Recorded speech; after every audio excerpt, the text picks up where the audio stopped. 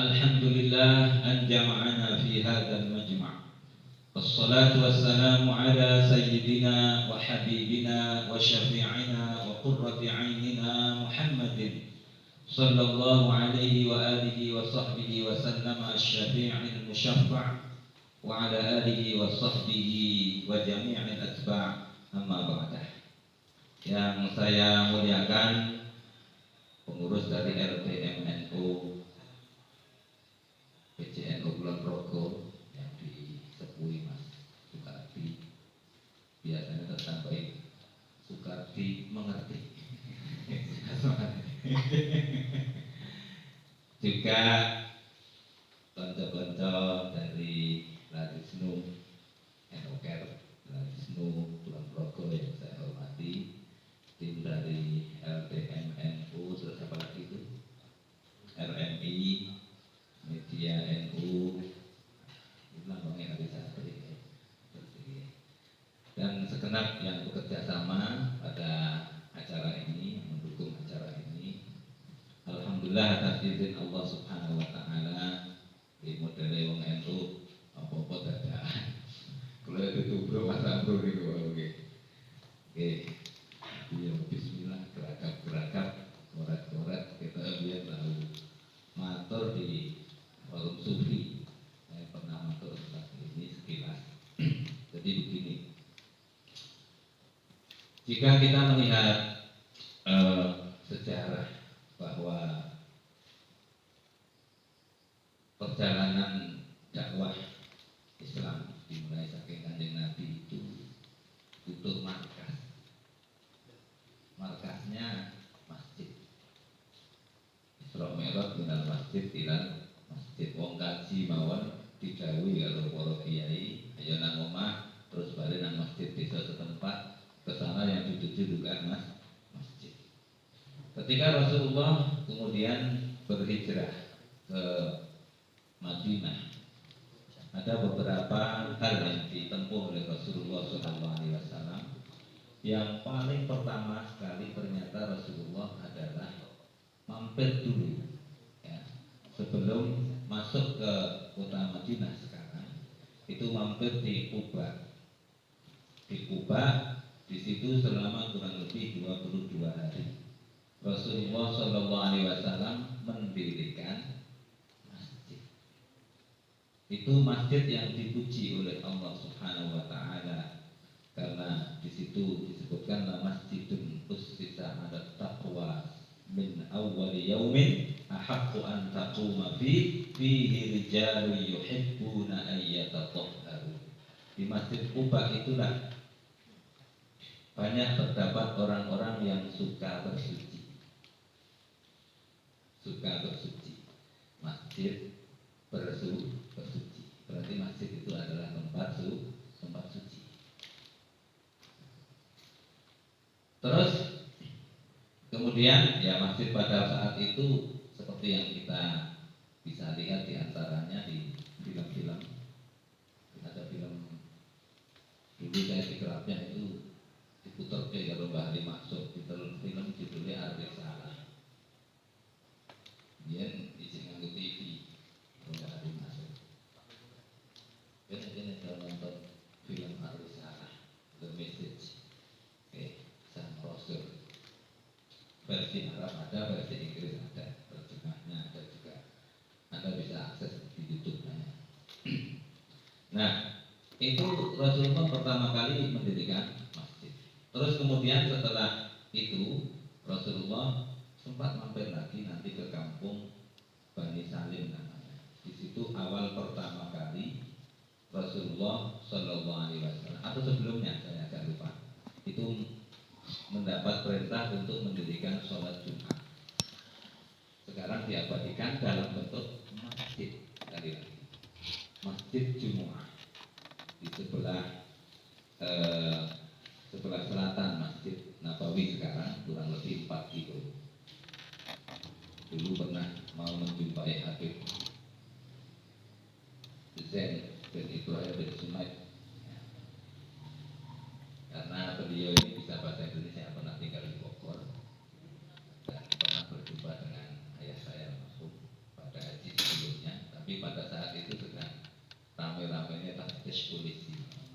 titik ya apa mempersempit gerakan sing non Wahabi. Sampai sekarang pesantrennya tidak bisa dijalankan. Nah, itu kemudian masjid lagi. Dan semua tempat-tempat bersejarah di seputar Masjid Nabawi, Masjidil Haram itu rata-rata diabadikan dalam bentuk masjid. Masjid Jin di sekitar Mekah. Itu tempat Rasulullah berdakwah kepada jin. Ada Masjid Syajarah. Masjid Syajarah itu dulu ketika Rasulullah SAW itu ditantang oleh seorang Quraisy ya untuk menunjukkan mukjizatnya. Lalu Rasulullah memanggil itu pohon, dipanggil dan pohon berjalan, terus kemudian sujud di hadapan Rasulullah SAW. Sudah pulang kembali lagi. Nah itu diabadikan tempatnya menjadi masjid. Jadi memang kalau orang Arab itu senang mengabadikan tempat-tempat itu dalam bentuk masjid, tempat sujud. Para peserta sekalian yang berbahagia.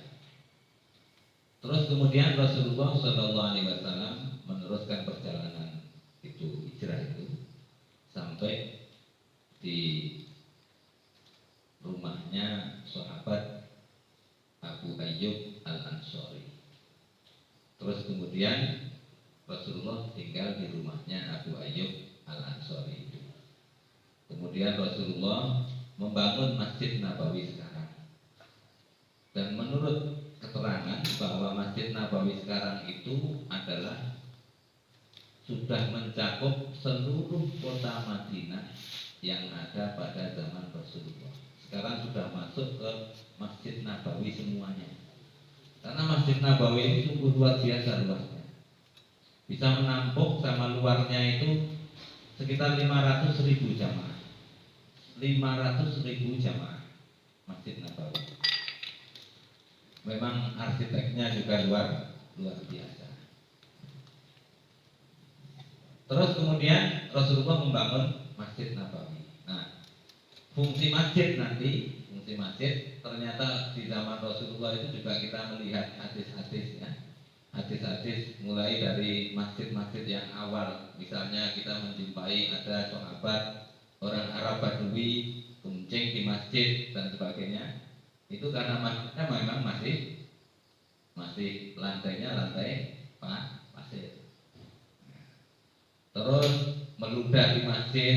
Hadis-hadis seperti itu muncul konteksnya ketika lantainya memang masih Masjid Nabawi Madinah saja. Itu pada mulanya Rasulullah SAW itu berkhutbah Jumat itu sende-sende wit kurma. Sekarang wit kurma, saya tidak akan cerita itu wit kurma, itu panjang riwayatnya. Dan itu pohon kurma yang merindukan Rasulullah SAW. Diabadikan sekarang menjadi satu tiang harum, yang mukhallaqah atau apa namanya. Nah itu Masjid Nabawi. Terus Masjid Nabawi zaman Rasulullah itu ternyata luas. Dibangun zaman Rasulullah itu ukurannya kurang lebih 50 meter kali 50 meter. Masjid Nabawi. Sekarang masih bisa dilihat kalau muka-muka diberi kesempatan kita semua oleh Allah Subhanahu wa taala untuk melihat ke Masjid Nabawi, berziarah ke Raudhatul Rasul ya. Berziarah ke makam Rasulullah SAW. Di situ Anda masih bisa melihat batas-batasnya dengan melihat ke atas. Itu ada tulisan ada Masjidu Rasulillah SAW. Sampai di sini batasnya Masjid Rasulullah SAW. Karena kemudian mengalami perluasan sampai terakhir itu mengalami perluasan zaman Raja Fahad, ya, Raja Fahad dinasti Saud ini. Ya, ini saya akan menyampaikan beberapa hal, tidak semuanya mungkin tentang muharrik masjid. Ini gambarnya bagus ini. Ini cerminan Masjid Mataram.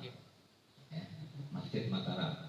Jadi sejak zaman kan Anda bisa lihat nanti bentuk pola atap masjid masjid sejak Masjid Demak yang dibangun oleh para wali. Itu rata-rata bersusun tiga seperti ini, ya, bersusun tiga. Karena ini ada filosofinya. Tiga ini adalah iman, Islam, ihsan, lambang.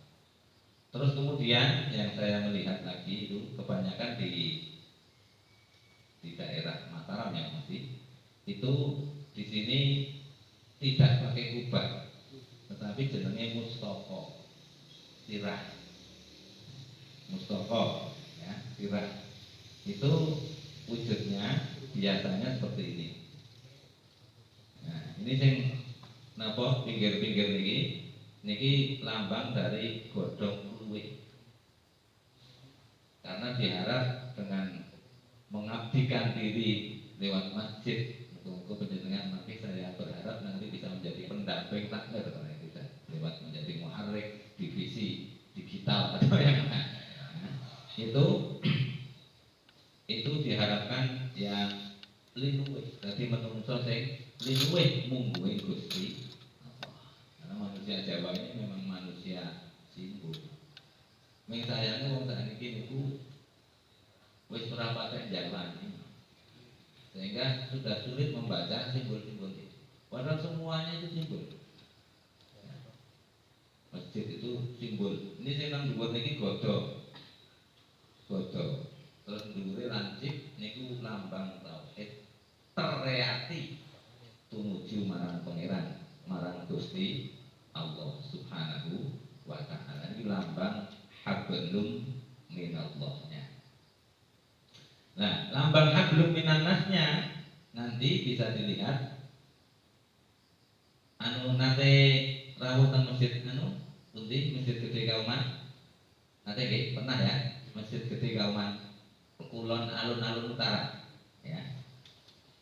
Itu Anda bisa lihat polanya masjid itu bangunannya itu bangunan inti itu masjid niku sayap kiri kanan niku ana ruang dua yang biasanya rada medun ya, karena atapnya kan begini terus kemudian rada medun